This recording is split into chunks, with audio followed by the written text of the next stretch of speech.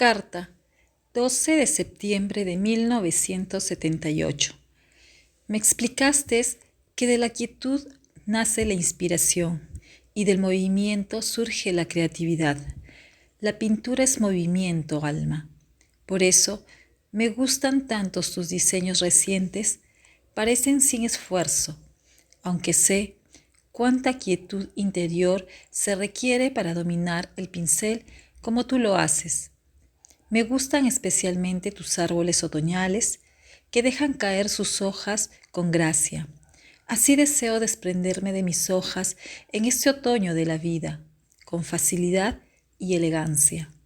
¿Para qué apegarnos a lo que vamos a perder de todos modos?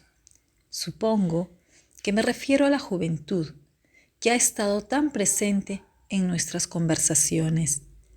El jueves te prepararé un baño con sales y algas marítimas que me enviaron de Japón.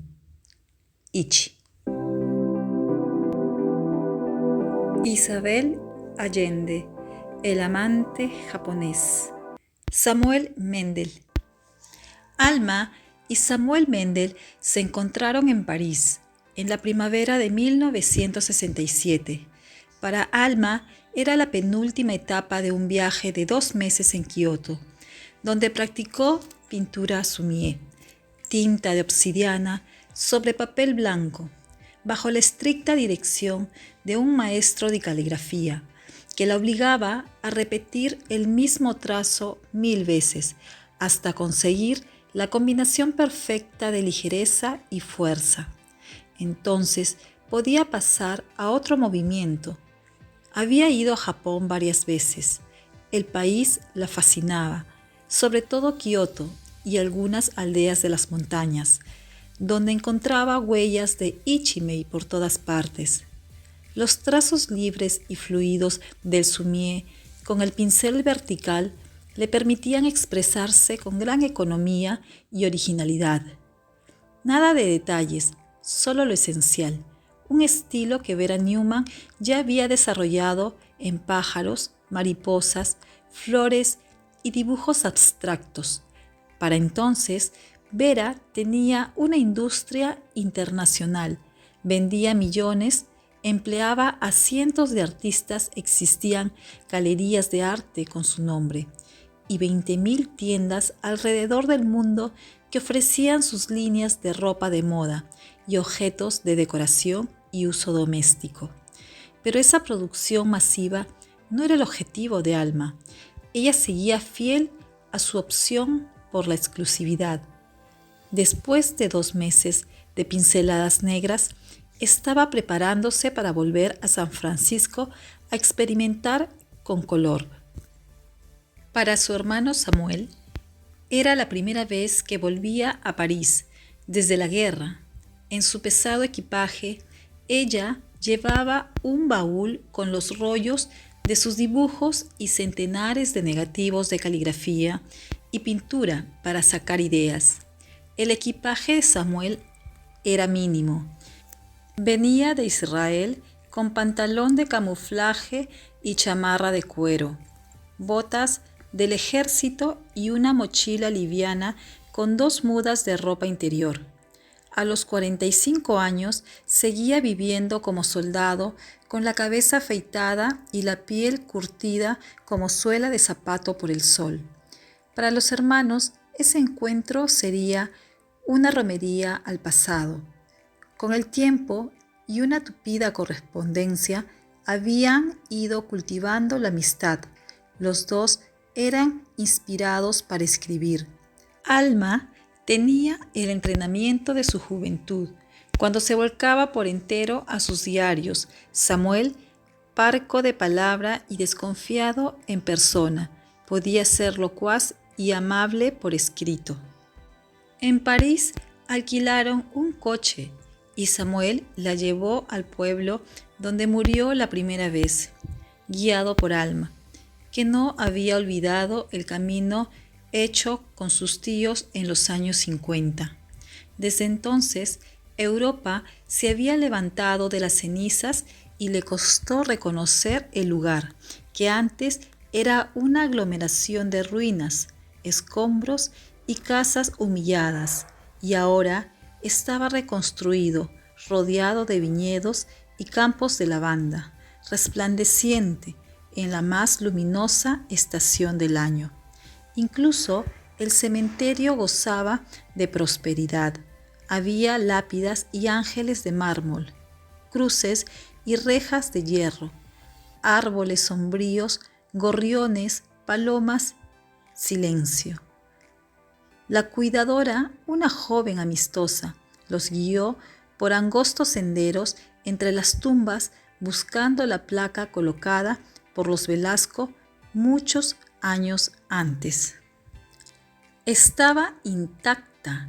Samuel Mendel, 1922-1944, piloto de la Real Fuerza Aérea de Gran Bretaña. Debajo había otra placa más pequeña, también de bronce, muerto en combate por Francia y la libertad. Samuel se quitó la boina y se rascó la cabeza, divertido. El metal parece recién pulido, observó. Mi abuelo lo limpia y mantiene las tumbas de los soldados. Él puso la segunda placa. Mi abuelo estuvo en la Resistencia, ¿sabe? No me diga, ¿cómo se llama? Clotaire Martineau. Lamento no haberlo conocido, dijo Samuel. ¿Usted también estuvo en la Resistencia? Sí, por un tiempo. Entonces, tiene que venir a nuestra casa a tomarse una copa. Mi abuelo estará feliz de verlo, señor Samuel Mendel. La joven vaciló un momento, se acercó a leer de nuevo el nombre de la placa y se volvió extrañada. Sí soy yo. No estoy completamente muerto. Como puede ver, dijo Samuel. Terminaron los cuatro instalados en la cocina de una casa cercana, bebiendo Pernod y comiendo baguette con salchichón. Clotaire Martineau bajó y rechoncho, con una risa entrepitosa y olor a ajo, los abrazó estrechamente, contento de responder al interrogatorio de Samuel, llamándolo Mon frère y llenándolo el vaso una y otra vez. No era uno de los héroes fabricados después del armisticio, como Samuel pudo comprobar. Había oído hablar del avión inglés derribado en su pueblo, del rescate de uno de los tripulantes y conocía a dos de los hombres que lo escondieron y los nombres de los otros. Escuchó la historia de Samuel secándose los ojos y sonándose la nariz con el mismo pañuelo que se ataba al cuello y que usaba para limpiarse el sudor de la frente y la grasa de las manos. Mi abuelo siempre fue muy llorón, comentó la nieta a modo de explicación. Samuel le contó a su anfitrión que su nombre en la resistencia judía era John Valjean y que pasó meses con la mente confundida por el traumatismo en la cabeza que sufrió al caer del avión, pero que poco a poco comenzó a recuperar alguno de sus recuerdos. Tenía imágenes borrosas de una casa grande y empleadas con delantales negros y tocas blancas, pero ninguna de su familia. Pensaba que si algo quedaba en pie, al concluir la guerra, iría a buscar sus raíces en Polonia, porque de allí era la lengua en que sumaba, restaba, maldecía y soñaba. En alguna parte de ese país debía de existir esa casa grabada en su mente. Tenía que esperar que acabara la guerra para averiguar mi propio nombre y la suerte de mi familia. En 1944 ya se vislumbraba la derrota de los alemanes. ¿Se acuerda, Monsieur Martineau? La situación empezó a darse la vuelta inesperadamente en el frente del Este, donde los británicos y los americanos menos lo suponían. Creían que el Ejército Rojo se componía de bandas de campesinos indisciplinados, malnutridos y mal armados, incapaces de hacerle frente a Hitler.